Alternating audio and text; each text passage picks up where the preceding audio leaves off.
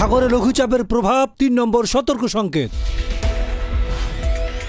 উত্তর পশ্চিম বঙ্গোপসাগর এবং তৎসংলগ্ন এলাকায় সৃষ্ট লঘুচাপ আরও ঘনীভূত হতে পারে। এই অবস্থায় দেশের সমুদ্র বন্দরগুলোকে ৩ নম্বর সতর্ক সংকেত দেখাতে বলা হয়েছে। ২৭ মে আবহাওয়া অফিসের এক সতর্কবার্তায় এ তথ্য জানানো হয়। সতর্কবার্তায় আরও বলা হয়েছে, সাগরে লঘুচাপের প্রভাবে উত্তর বঙ্গোপসাগর, বাংলাদেশের উপকূলীয় এলাকা এবং সমুদ্র বন্দরগুলোর উপর দিয়ে দমকা অথবা ঝড়ো হাওয়া বয়ে যেতে পারে। চট্টগ্রাম, কক্সবাজার, মোংলা ও পায়রা সমুদ্র বন্দরগুলোকে ৩ নম্বর স্থানীয় সতর্ক সংকেত দেখিয়ে যেতে বলা হয়েছে।